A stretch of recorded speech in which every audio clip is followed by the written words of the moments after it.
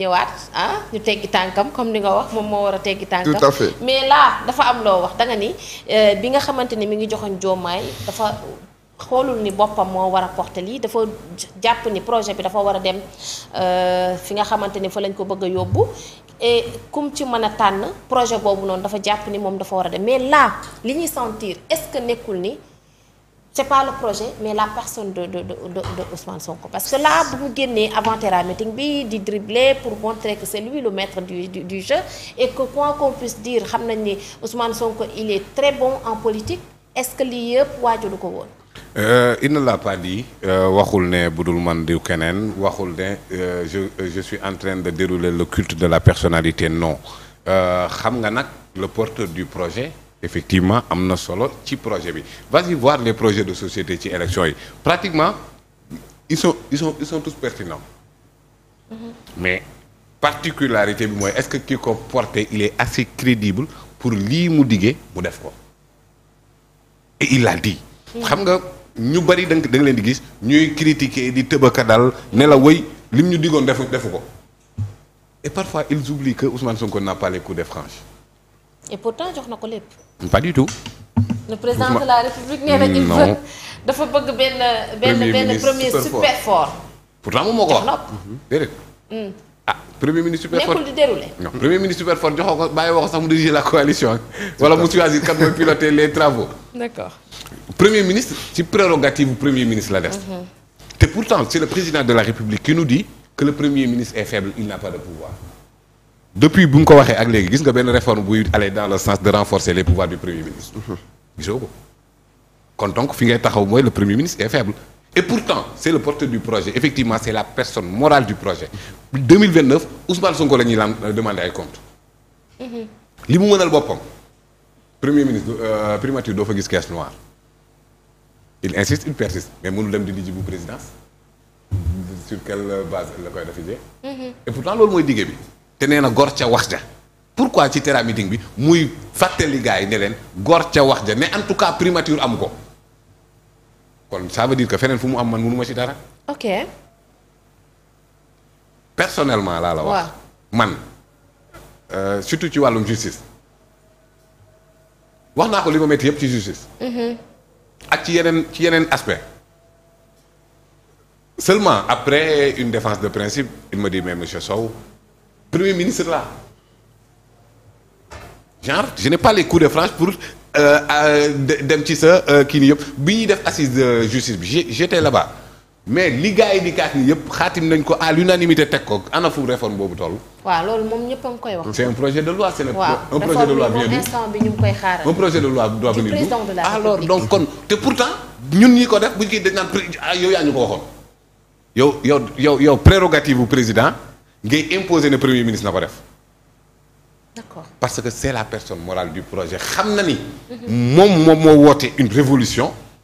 et que bi mu wootee révolution Sénégal wóolu parce que ce n'est pas le premier qui a un discours souverainiste mu njëkkeewul ci moom.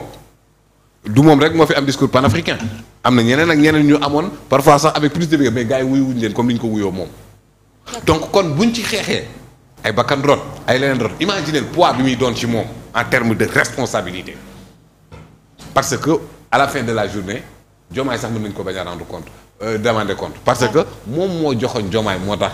gars yi xamuñ sax kuy mais parrainage yi fii vote bi nangam kan la Ousmane Sonko yebal point final kii la moom la ñuy voter jéemuñu xool jéemuñu kii lépp li mu def léenaa li mu def ci Diomaye bu ko defoon ci Adjara tey yow mii son excellence Adjara la ñuy wax donc kon moom dafa am responsabilité ci lépp lu président Diomaye di def donc loolu c'est normal Adjara boo xoolee poids wu responsabilité boobu boo gisee lu dul noonu foog nga démarqué wu pour askan bi nga xam ne yow la ñu wóolu ba jox ko ñu xam ne kat na nga ko d'accord ci lii démarqué wu comme nan est-ce que démarqué boobu noonu maanaam waroon na koo fësal ci li nga xamante ni moom. parce que bu fekkee yéen ñaar on parle des frères. avant même le président de la République et son premier ministre. est-ce que amul lenn loo xamante ni waroon na koo mën ci non c'est-à-dire dans le cadre institutionnel pour gérer le problème.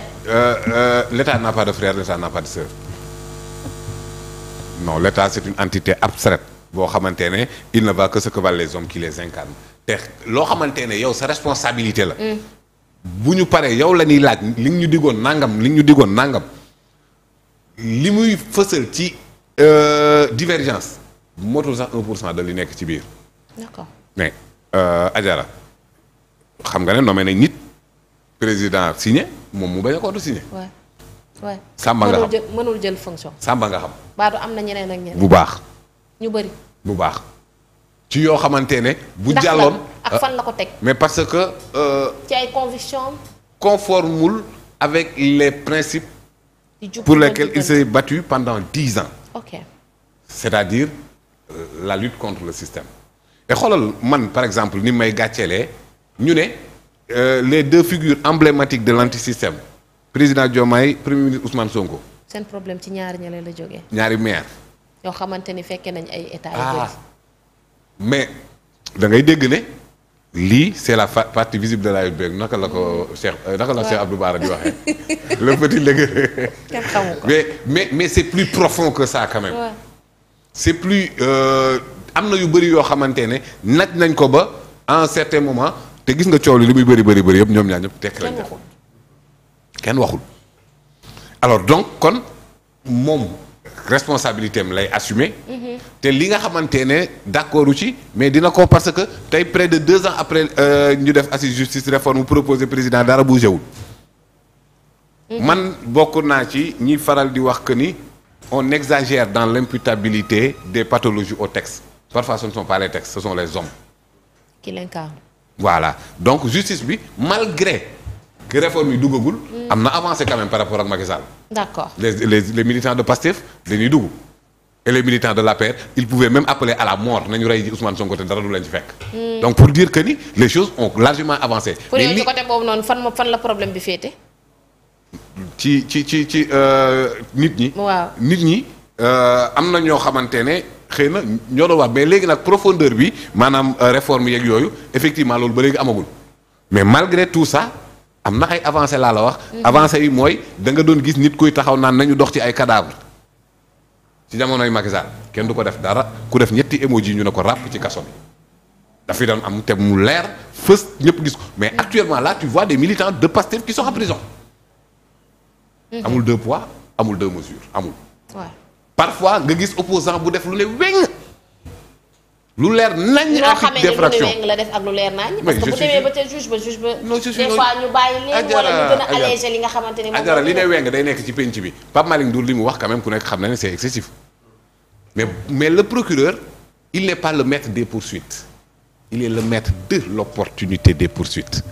de l'opportunité ça veut dire qu'une infraction peut être là il ne juge pas opportun de poursuivre du infraction yëpp lay poursuivre la. ok il juge de l'opportunité donc infraction bi mën na taxaw ni mu ne c'est pas opportun de poursuivre mais loolu gis nañ ko ci cas yu bari y compris des opposants yoo xamante ne li ñu daf lay leer ne lii infraction la mais le procureur juge que ne c'est pas opportun de poursuivre mais si c'était le procureur de Macky Sall systématiquement tu vas en prison surtout si tu es opposant.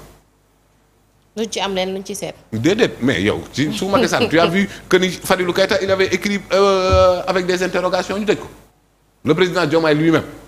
waaw post Facebook la def ñu tëj ko. alors que moment boobu noonu ay ñooñam ñu ngi naan nañ dem taali ji kër Ousmane Sonko dara fekku leen ci donc loolu amul tey da ngay nangu ne justice bi avant am na ay avancées. mais n'empêche ñu ngi xaar réforme yi quand même.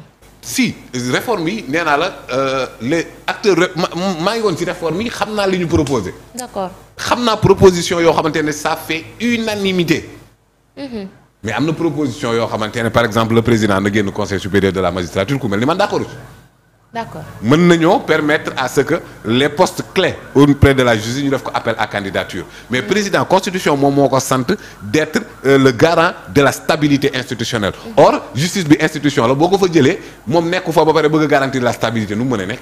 moo tax man dama gëm ne président dafa war a toog. d'accord du compromettre dara ci indépendance de la justice ak yeneen aspect yoo xamante ne def nañ ko wax nañ ko donc kon.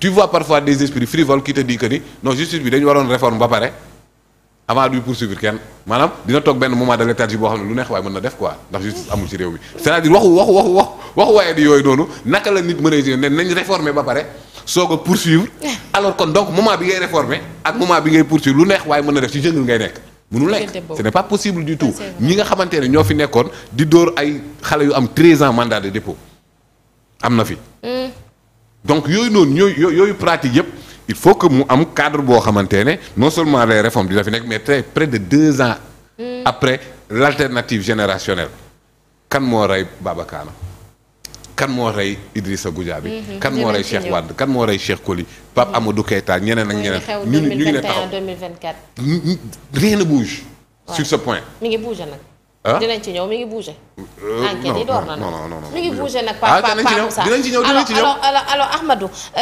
par rapport ak li nga xamante ni moom moo di wàllum justice bi gis nañ ni magistrat yi même des fois dañuy offensé wu